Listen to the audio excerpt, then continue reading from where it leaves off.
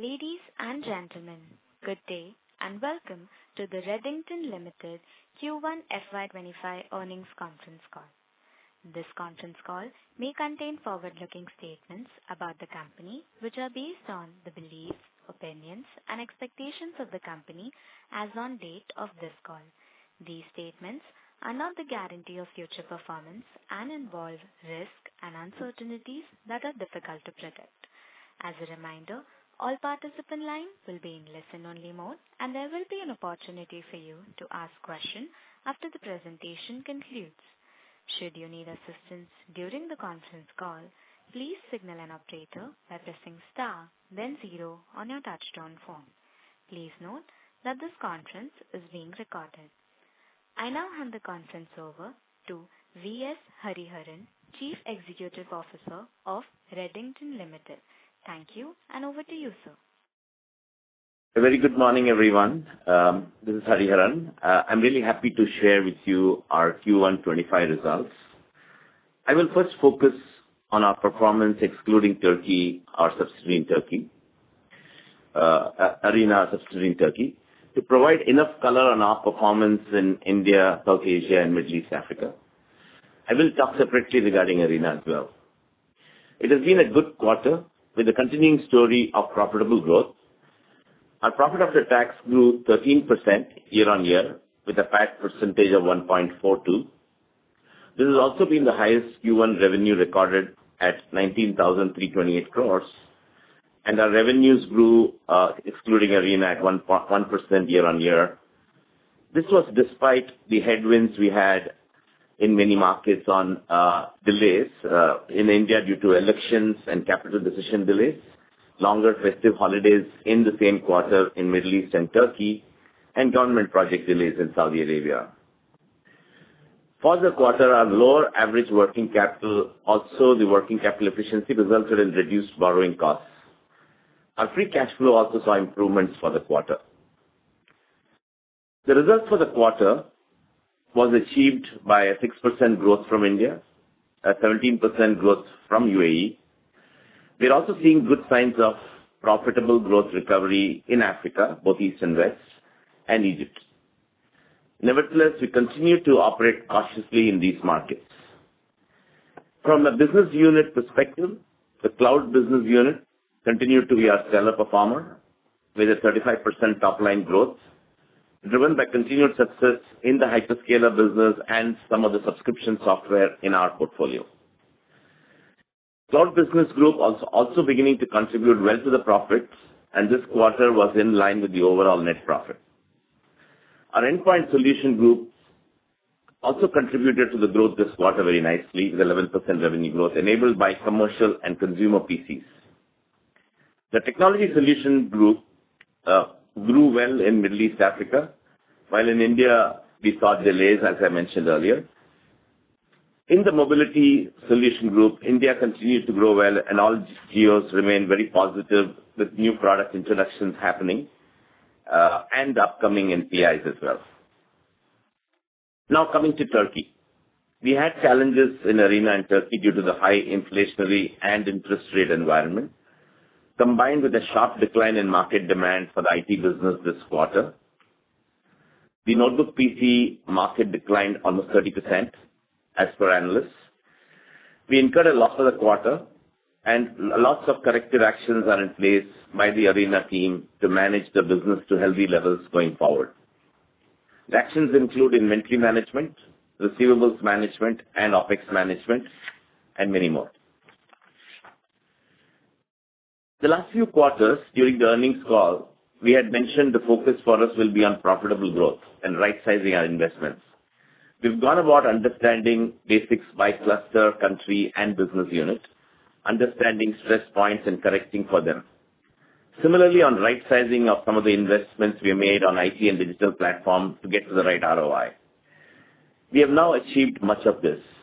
We brought lots of hygiene and are now focused on driving growth profitably. We have rebuilt our corporate strategy around 4 pillars, leveraging our DNA, of course. The first one we talked a lot about, sustainable, profitable core. The second one is about accelerating business growth. The There are several focus areas here, starting from faster adoption of subscription and consumption business, not just the cloud hyperscaler business, but also in the technology solution business where we see a lot of software, enhanced by professional services. Within accelerated business growth, we'll also have a very localized approach for expansion and growth geographies such as KSA, Kingdom of Saudi Arabia, UAE, South Africa, and Southeast Asia. India will continue to be a very key part of the growth plans, and we will continue to work, including upcountry and other initiatives. The third pillar in our corporate strategy will be about route to market transformation. We already have a segmented approach where we enable high-touch coverage for large partners serving enterprise, mid-market, and consumer, and at the same time, ensuring efficient touch to tens of thousands of smaller partners which are important for us through the B2B digital platform and inside sales reps. We are also building our efforts into several unique routes to market for specific brands and business. Our focus on route to market transformation will be to build these and scale them and make them more unique and more high value for Redington. Lastly, a key pillar of our strategy is leveraging the power of one Redington. We are in 3 theaters and 30 plus markets, and there are lots of unique execution and unique assets that happen in each country and cluster. Engaging our ecosystem by co-creating distinct initiatives and leveraging them globally as our best practices will really hold us in good stead. For this quarter, we continue to win many industry awards and recognitions. To mention a few, we were recognized as LinkedIn India's Top Companies 2024, Most Trusted Company by WAR India, Best National Distributor by Digital Terminal. Just a few days back, Canalys, which is a leading global technology analyst, published the list of top IT distributors globally. We were happy to see that Redington has moved from number 9 position to number 7 position, and this feels even more special since we are not present in the top 3 IT markets of the world, namely USA, Europe, and China. With the new growth trends that we see on cloud, AI, digital transformation, and even the focus for some of the brands on rural segments, we remain very positive on the outlook going forward. In all geographies, we are seeing positive trends. NPIs in the mobility business and AI PCs will hasten refresh cycles, and we look forward to taking advantage of these trends. Thank you. We look forward to your questions. Thank you very much. We will now begin the question and answer session. Anyone who wishes to ask a question may press star and 1 on their touchtone telephone. If you wish to remove yourself from the question queue, you may press star and 2. Participants are requested to use handsets while asking a question. Ladies and gentlemen, we will wait for a moment while the question queue assembles.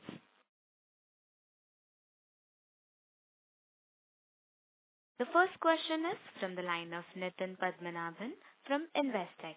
Please go ahead. Yeah, hi, good morning. In the prior quarter, I think the general thought process was that a lot of these headwinds are sort of bottoming out. I wanted your thoughts on 2 elements here. So one was relative to that, it looks like across the board there is relative weakness. So just wanted your thoughts on what sort of surprised generally. The second is that there's a gross margin drop across businesses. So what's driving that? And finally, your thoughts on the Africa business as well. You already explained Turkey, but how is Africa doing? And do you think both these geographies have sort of bottomed out and things will start improving from here, even in those geographies? Thank you. Okay. So some of the headwinds I mentioned are actually more this quarter and transient. As I mentioned, in India, there were some delays due to elections. Again, this is we do expect things to be doing well going forward, and we can already signs of that this quarter. With regards to the holidays that I mentioned in MEA and Turkey, it was again, we had almost lost 2 to 3 weeks of festive holidays. That was what I mentioned. It was again a transient thing. So I don't see any of these headwinds carrying forward. Africa, as already mentioned, we've seen a nice uptick both on top line and bottom line this quarter, both on East and West. Whether we'll have more surprises, I can't really say, but largely looks promising, and same with Egypt. And a lot of the business we are getting back into is on the technology solution side, where it is government and enterprise buying, where we are back-to-back business. Obviously, our mobility business also is coming back nicely. So Africa definitely looks more promising than what we've seen in the last year, and some of the corrective actions we have taken in terms of GTNs and how we work with the geography has helped us somewhat. I will turn it over to Krishnan for taking on the gross margin topic. Good morning, Nitin. There is some softness in terms of gross margin across. You are right. But more than that softness, there are also some higher inventory provisions in few places, which has had an impact in terms of gross margin. And in terms of market, also KSA remained soft in the current quarter. I'm sure you must have seen in the newspapers. There are some softness that's happening in that market. There are some postponements which are being done by government, which also had an impact because that was a large market and high growth market, which also created a negative impact in terms of gross margin. But having said that, sorry, I need to continue. If you look at the PAT percentage, it still remained strong. At a consolidated level, without Arena, we are at about 1.42%. And except for MEA, in all the other places, we have achieved a PAT percentage of more than 1.4%. In MEA again, if you recollect last year, the profitability was low. That has significantly increased with a degrowth in the turnover, but we are on course to maintain that 1.4% in MEA also. Sure. Just a quick follow-up. So one is, how much is the inventory provision for the quarter? And second, the softness that we saw in KSA because of postponements done by the government, do you think that sort of we are seeing some recovery there, or that will continue to be a weak market? Our inventory provision for the current quarter is at 13 bips, 13, which normally, as you know, would be about 6 bips. That's the incremental inventory provision that we had seen. And on KSA, we do see recovery, Nitin, and there was a very visionary set of projects. Some of them got readjusted and right-sized. But as we look at this quarter and going forward, we do see recovery in KSA. Sure, that's helpful. Thank you so much and all the best. Thank you. Thank you. The next question is from the line of Priya Rohira from Emkay Global. Please go ahead.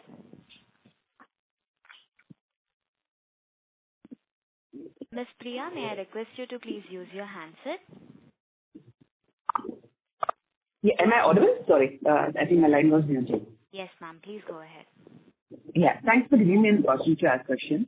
My main question is from the point is, when you we obviously saw a couple of headwinds in a couple of countries being affecting our Q1, and you mentioned that it's going to be transient. Are we seeing, especially in India, post the elections, come back in terms of conversations on capex dialogues with corporates? I mean, especially the B2B segment would have got affected. Any color over there would be good.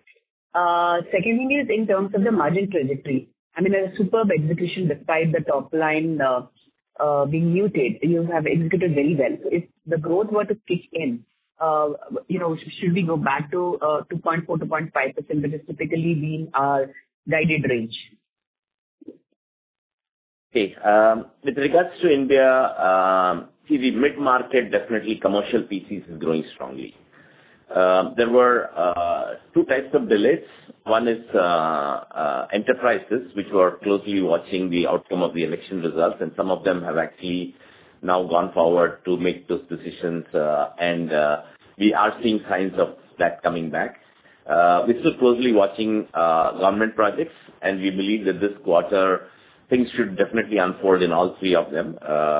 And on the mid-market and the corporates, we're definitely already seeing the signs and from the numbers in the first month. Yeah.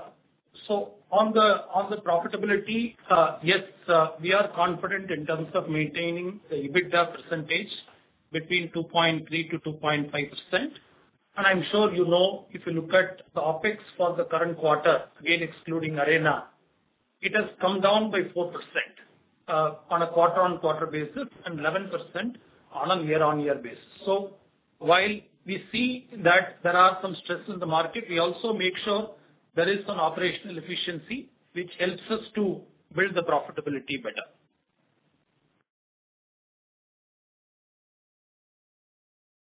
Ms. Priya, does that answer your question? Yeah, that also. Krishna, just one follow-up to that. We've seen the inventory days going up, and that typically happens when the momentum in the market is good. So is this the reason for building up on the inventory on the expectations that, things would normalize from Q2 onwards?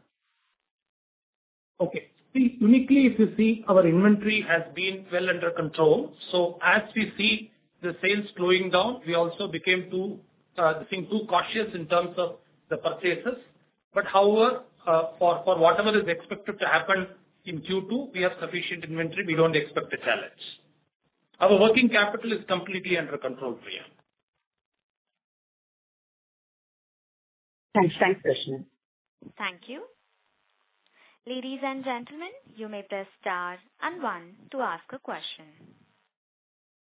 The next question is from the line of Aegis Lakshnani from Unific Capital. Please go ahead. Hi team, credit to you and the management for having delivered in what seems like a tough quarter. Mr. Krishna, my first question is that, in the last quarter, we definitely called out that margins were at rock bottom and we should see improvement. So how should one read into this slightly weak EBITDA? I know you've tried to call out, the macro, which has been relatively weaker. But having said that, how should investors sort of expect the margin recovery at an EBITDA level in the rest of the year? Okay. See, first of all, Q1 by nature is a subdued quarter, Aegis. So that's something all of you should know. And we are also positive the rest of the year things will improve. And this is something that we had seen even in the earlier years. There are challenges in few markets. In fact, increased challenges. We have been there in these markets for various years. We have seen ups and downs. But having decided to be in these places, we have to make sure we run it efficiently and then come out successfully, which is our current objective. And as Hari said, we are focusing on hygiene. We don't want to, drop that ball. We think on a steady state basis, as I've said, about 2.3 to 2.5% of operating profit and about 1.3 to 1.4% of PAT is something that we are gunning for. And as you know, there are a few markets which are really challenging, but we will find a way out and address it. Got it. And so for FY'25, how should we think about margins? Because 2.3 to 2.5 is the slightly long-term range that you intend to achieve. But how should we look at it for the year? Excluding Arena, I tend to think these should be in place. Okay. So could you then call out that, you mentioned at the start, Hari mentioned that, there's been 30%, decline in Turkey, what market analysts pointed out. So has this happened in the history where for a quarter suddenly the demand drops so starkly in Turkey? Is this a one-off? What are we seeing on ground there today from a recovery standpoint? So, I just to answer your question, even the last quarter in the last year, the PC market was growing in Turkey despite inflationary trends, despite interest rates and everything. So it was a bit of a surprise. It could have been a combination of the interest rate finally catching up, as well as the 2 Eid holidays that happened in the quarter. But between June and July, we already see an uptick of about 30 to 40% business between the 2 months. So we believe there is a correction that is happening. The demand is softening because of the high interest rate. But maybe just that 1 or 2 months was a larger surprise, and maybe it will level out slightly higher, is what our belief is. But we have to watch 1 or 2 more quarters just before we can conclude on that.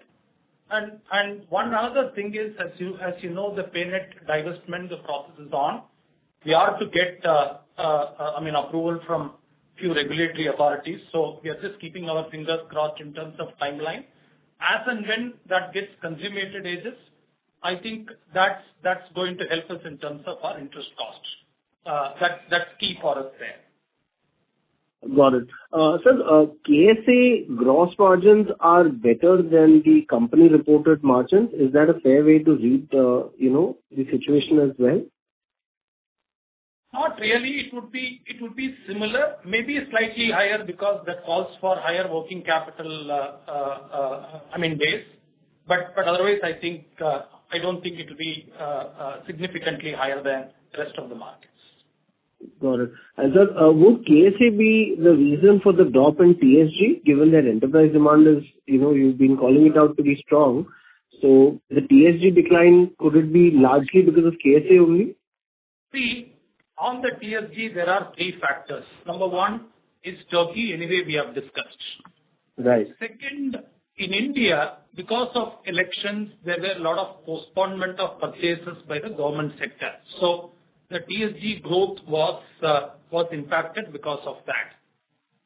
And the third aspect, this requires a bit of an explanation. There is something called gross revenue and net revenue. What we normally report in a hardware business, the gross and net revenue is the same. Meaning, we are buying the product from the vendor, say 100 rupees. We sell to the customer, say 105 rupees. 105 is our invoice, 105 is our revenue. But as this business is also more and more moving towards software, subscription services, renewals, etc., which are non-physical, there are some changes that are required in terms of revenue recognition under IFRS. This is called net accounting. In the example what I had said, assume we buy from the vendor at 100, we sell to the customer at 105. Our revenue is 5. Our revenue is not 105. So that net accounting is also having, as this part of the business keeps going up, that net accounting, net revenue is also having an impact in terms of growth rate, which is the reason why in TSG you will always find that the growth rate, actually what we make is better than what gets reported because of this reason. And for a quarter, this delta is almost about 300 crores. I'm sure your next question will be, once if this is becoming more and more, the profit margin should become better. Answer is yes. I'm sure over a period of time you will see that this thing change in P&L. Got it, sir. And sir, could you lastly call out what is the factoring cost for the quarter? What is the cash and what is the debt? Okay, good. The gross debt is 3,180 crores. Net debt is 1,659 crores. Okay, see, I will tell you the factoring plus interest cost. I think that will be better. For the current quarter, it is 149 crores. For Q1 of last year, it is 148 crores. For Q4, it is 185 crores. This is factoring plus interest together. You can call it as finance cost. Got it, sir. And sir, the rundown in interest cost, which has finally started to take place, are we now at this newer normalized level of finance cost that we should expect for the rest of the year? Okay. So answer is yes, but this mainly depends on the interest rate edges. I'm just giving you my perspective. Overseas, all of us are expecting in the next 2 to 3 quarters, interest rate will start coming down, which should help us. I don't know about Arena. I don't know about Turkey. The thing, Middle East and African market, this would be broadly true. In India, I'm not very sure whether there will be a decrease we are currently running at about 7.3, 7.4% interest rate. With the deposits drying up, I only expect, and the deposit rates going up with the banks, I only expect the lending cost to go up. So, in my view, we will try to do whatever best that we can. Just for your info, we had also got our CRISIL rating AA+ reinstated recently. So, we are doing whatever best that we can to make sure our interest rates are competitive. But I think this is where we are.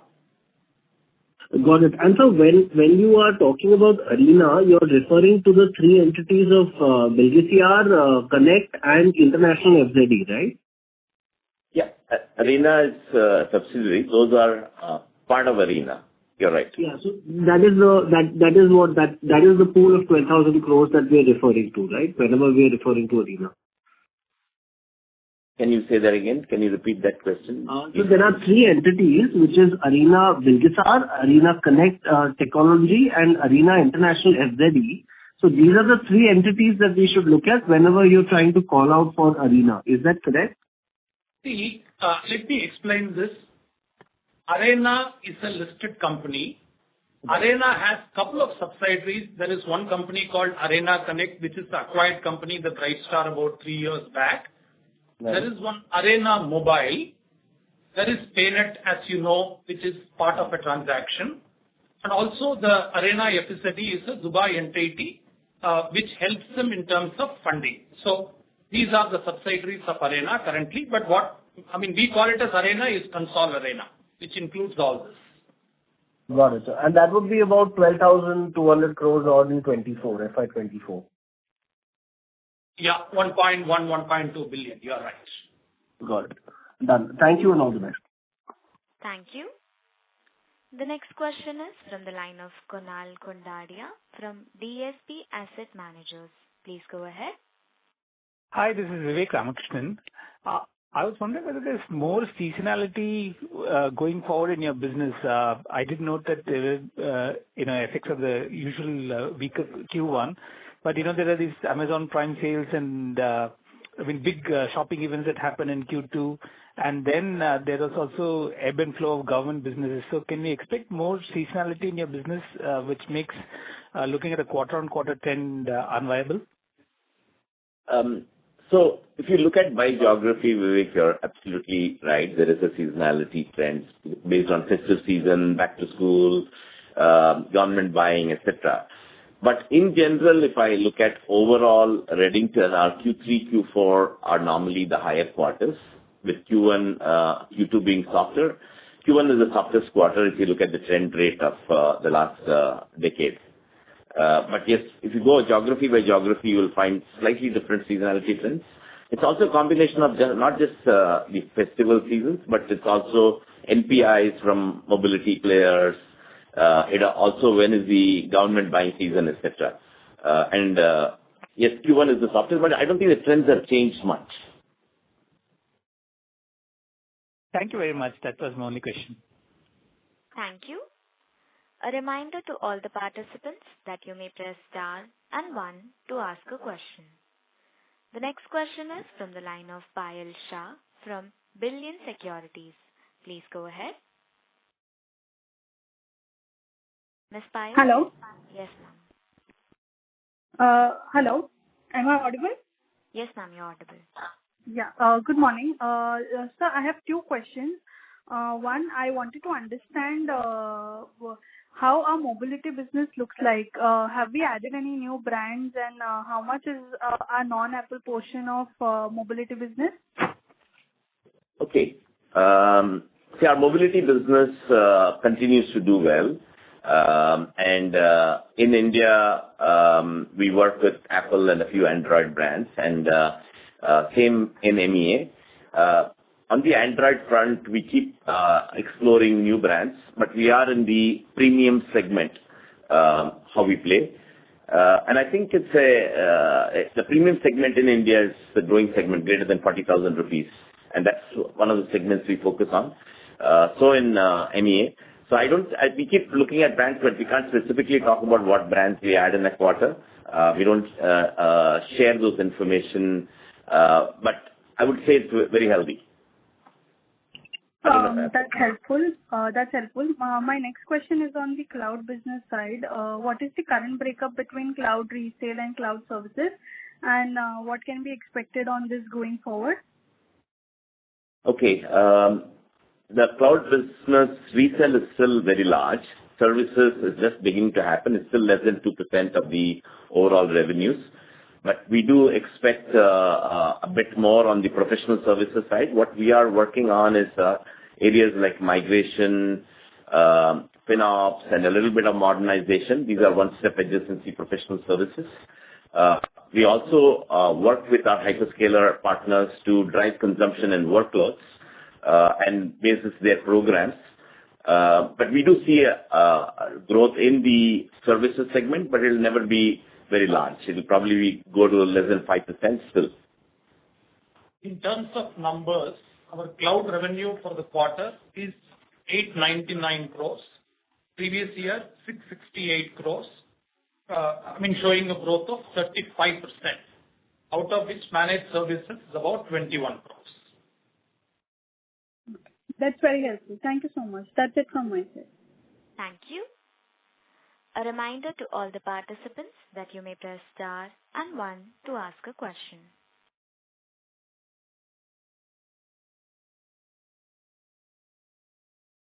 Ladies and gentlemen, you may press star and 1 to ask a question.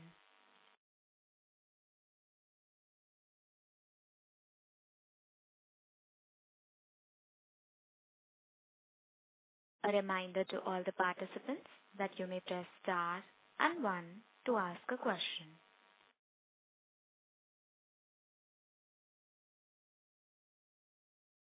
The next question is from the line of Rohit from SK Securities. Please go ahead. Yeah, thank you for the opportunity. I have just one question. Just wanted to know if there are any plans to enter new geographies. Can you throw some light on this? Okay. So we had mentioned the previous quarters, but maybe I'll get a bit more specific. So let me start with this part of the world. We have had an interest to enter Singapore and Malaysia. So we just formed an entity recently in Malaysia. And our goal there is to work with our cloud partners, the hyperscaler partners, to be able to make a foray and entrance in both the cloud resale and the professional services side, more in the professional services side, but both in Singapore, Malaysia. Similarly, when I go to Middle East, Africa, we have mentioned before that we have entered Republic of South Africa in the Q4 of last year. And we are building plans with partnerships and brands to grow our business there. It's a more economically stable market and a large market. In fact, it's probably one of the three large markets in the MEA region, which we have not present in. Similarly, adjacency to Turkey, the Central Asia, and we had mentioned this before in one of our earlier calls as well, that we are planning to be there, and we have already got an office in Azerbaijan, in Kazakhstan, and planning to look at Kazakhstan and Azerbaijan and that region, and we've got some early wins, and we're looking at how to grow that space. Okay. Thank you for your detailed answer. As we are on the subject, Rohit, I also want to tell you how in various geos we ensure leadership. In India, we are number one. In UAE, we are number one. In KSA, we are number one. In GCC, we are number one. In Turkey, we are number two. East Africa, we are number one. In West Africa, we are number one. So the message we want to tell you is wherever we get into, we would want to ensure we are in the leadership position in one, as a topmost distributor if possible, or the close second. So that objective still it's there. That's the reason why, as he said, we are number one. We are number 7 globally amongst various tech distributors. Yeah, got it. Yeah, that answers my question. Thank you and all the best. Thank you. The next question is from the line of Chirag Sureka from UTI Mutual Fund. Please go ahead. Hi, good morning, sir. My question was on Middle East. So there, since we have seen some decline in profitability during the quarter, so from a guidance perspective, how do we expect the recovery to happen in that particular region, that is arena?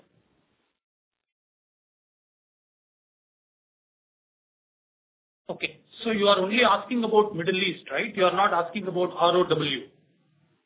Yes, only on the Middle East. Okay.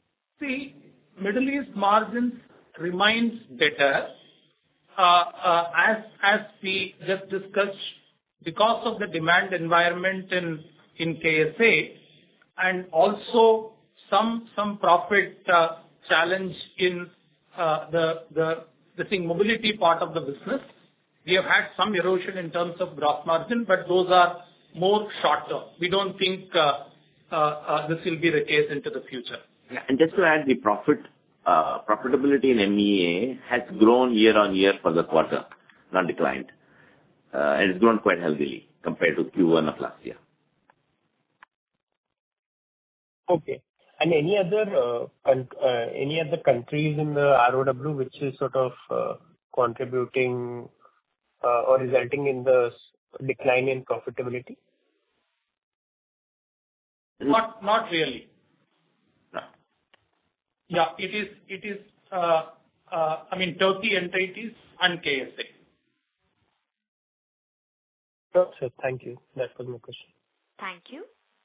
Before we take the next question, a reminder to all the participants that you may press star and 1 to ask a question. The next question is from the line of Guneet Singh from Counter Cycle PMS. Please go ahead.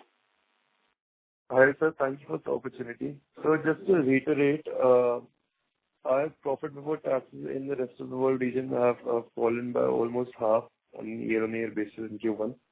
So the main contributing factors to these two are Turkey and Saudi Arabia. Is that correct? Yes, that's correct. All right. So just to, kind of repeat the question of the last participant.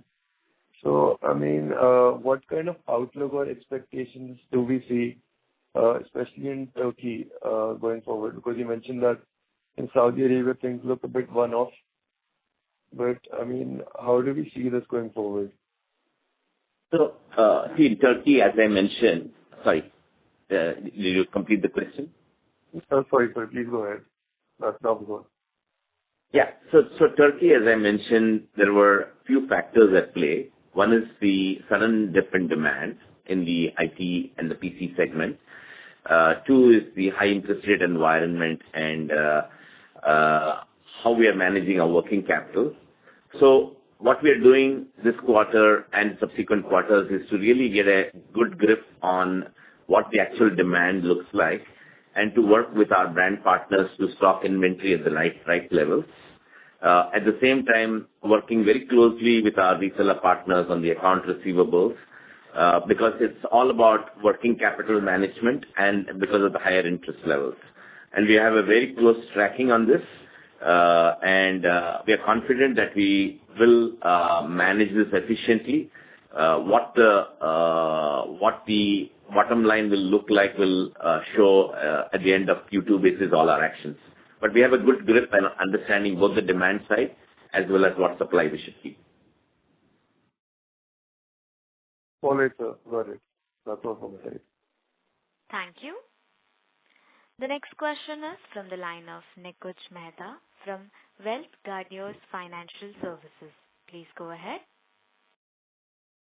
Thank you, sir. My first question is, can we get a status update on ProConnect and what's the expected performance that you feel is possible in the next maybe few quarters?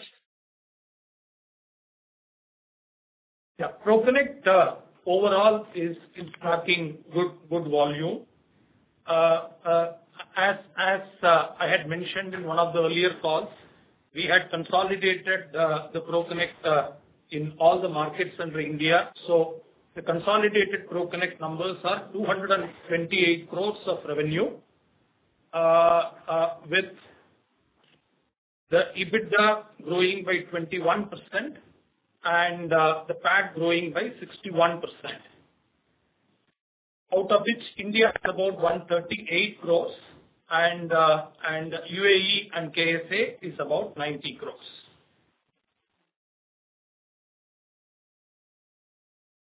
Mr. Nikush, does that answer your Yeah. question? No, so I was just waiting for, do you think this performance will continue or the restructuring and everything is complete? It will. It is very well positioned, so we are quite confident about its growth. Okay. And sir, the other question is that we were expecting cloud and services, the combined services bundle of business, whenever it gets to $1 billion to contribute meaningfully to the margin. And in the annual report, it's written that we've crossed $1 billion last year. Now, it's still not impacted the margins, overall margins, meaningfully. At what stage do you think, because the services bit, the managed services bit is still just 2 to 5%, but the resale business is the main business, and when do you think, at what stage will that start positively impacting the overall margins? Okay. I'll try and answer this in 2-3 parts. What we reported is the subscription business and the software business is contributing to more than $1 billion. A part of it is reported as CSG, Cloud Solutions Group, which is the hyperscaler business, and a part of it comes from the Technology Solutions Group, which is the software business that we work in, the technology solutions. The margins on both of these are quite healthy, and in fact, a bit higher than, same or a bit higher than the hardware business. For this quarter, specifically in the Cloud Solutions Group, we have reported about 1.38% PAT, which is almost in line with our overall PAT for excluding Arena, 1.42. So it's already beginning to contribute profitability-wise, almost on par with the rest. So we don't necessarily need services to grow more for the contribution. Obviously, as services grows, we will get a better contribution from this business. But today, we don't specifically call out the overall profitability for both parts of the business into that $1 billion. But clearly, we see this as not behind the rest of the business in terms of profitability contribution. Okay. And so we recently sold a small subsidiary, Citrus Consultancy.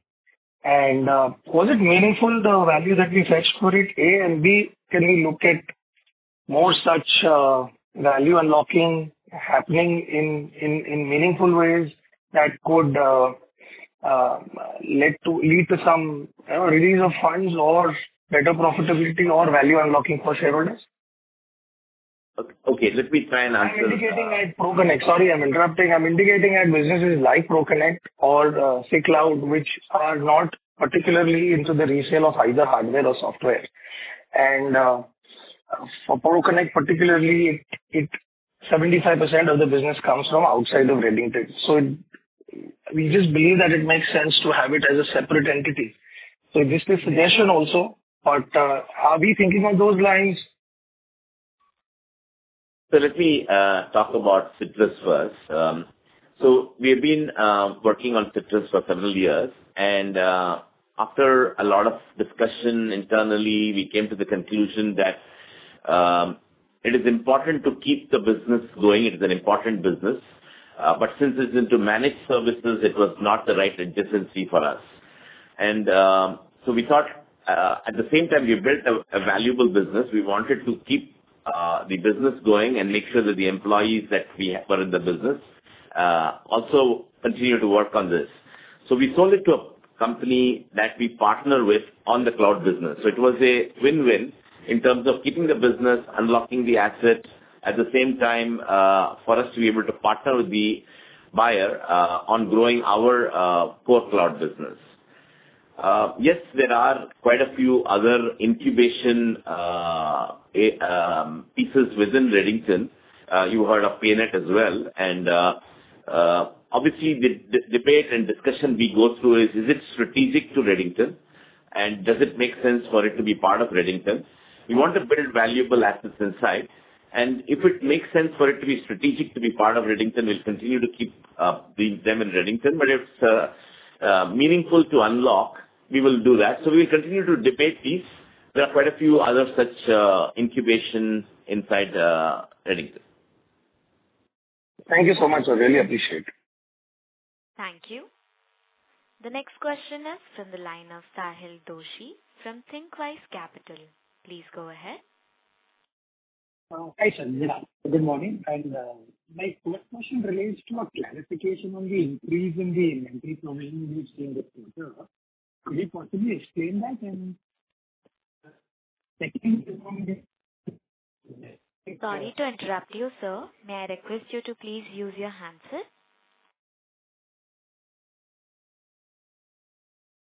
Mr. Sahil?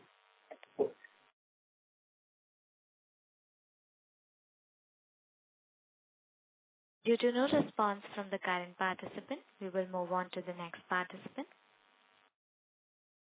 Ladies and gentlemen, you may press star and 1 to ask a question.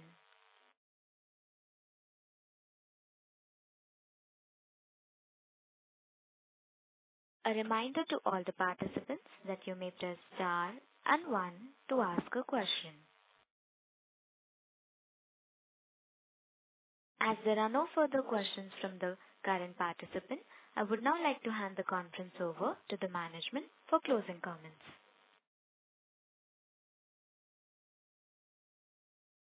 Thank you once again for joining our call. And as I mentioned, we've had a good quarter, excluding Arena, and Arena challenges we are addressing in a manner that we will recover. We are quite confident and bullish as we go forward with what we see in the next few quarters. And it is the upcoming quarters are also our higher seasonality quarters. Because of all the trends that we see in the environment, the NPIs that are going to happen in Q2 and Q3 on mobility, the AI PCs that are coming up, the growth in infrastructure in India, UAE, Saudi Arabia will all contribute to a larger market size that we can tap on. We really look forward to better quarters to come. Thank you so much. Thank you. On behalf of Redington Ltd, that concludes this conference. Thank you for joining us, and you may now disconnect your lines.